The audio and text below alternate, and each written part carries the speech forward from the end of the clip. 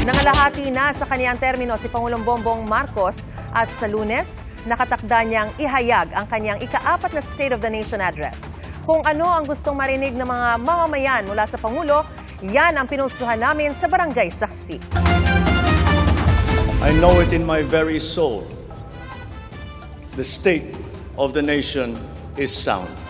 3 araw na lang bago ang taunang pagtitipon ng matataas na opisyal sa batasang pambansa.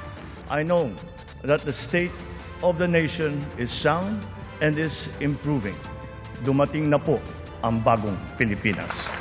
Doon ihahayag ng Pangulo ang kaniyang ika-4 na SONA o State of the Nation Address. Lagi po nating mahalin ang Pilipinas. Lagi po nating mahalin ang Pilipino.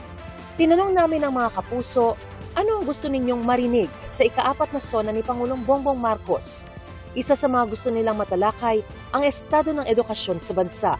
Hiling ng isang netizen na naway madagdagan ang mga silid-aralan at maparami ang mga guro sa puntong bawat isa sa kanila ay may 20 estudyante na lamang. Ang isa naman, gustong matanggal na ang K-12 program para mabawasan daw ang paghihirap ng mga magulang.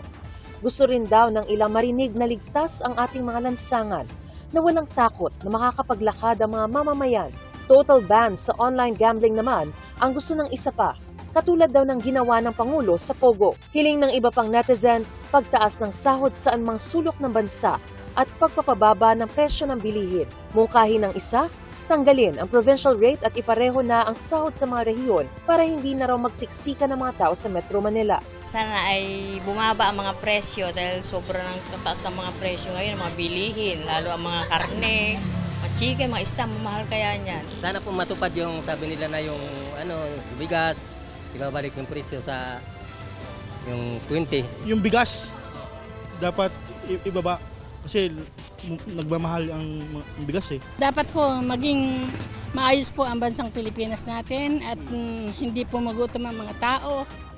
Kapakanan ng mga magsasakang inalala ng ilan. Naway alalayan daw sila sa gitna ng mababang presyo ng pagbili sa palay at mahal na kagamitan sa pagsasaka gaya ng abono at mga pesticide. Nasa gitna pa rin ang kabi-kabila, buwis buhay at matagal na humupang pagbaha ang mga Pilipino. Kaya marahil ay inaasahan na ang mga hiling na matalakay ang flood control projects ng gobyerno. Sana magbago yung mga baha. Magawa niya ng paraan. Isang linggo walang pasok eh. Kaya walang biyahe nga yung asawa ko kasi walang pasok, walang sasakay. Kaya yun, walang income kami. Yung mga drainage po, yung mga kanal na palagi bumaba sa Metro Manila eh. Kahapon lang ay binanggit ng Pangulo na hiningi niyang i-update ang flood control master plan ng DPWH. Tanong naman ng isang netizen, ano raw ang status sa pagpapatupad ng right sizing sa gobyerno? Ito yung pag-aalis ng mga doble-doble at overlapping ng mga trabaho sa mga ahensya at opisina para mas mapahusay ang pagbibigay serbisyo. Kasama ito sa priority measures o gustong maisabatas ni Pangulong Marcos. Gusto namang marinig ng isa pang netizen na maitaas ang pondo para sa mga ospital, pati na sa kalusugan. Pangangalaga sa mga senior citizen ang hiling ng isa, kabilang ang pagpapaospital, libreng gamot at vitamins, at dagdag pensyon. Ilan lang ang mga ito sa mga gusto ng mga mamamayang tugunan ng gobyerno, hindi lang para sa sarili, kundi para sa kapwa Pilipino. Hiling nila bago sila makinig sa Pangulo sa Lunes, naway sila ay marinig din. Mga kapuso, maging una sa Saksi.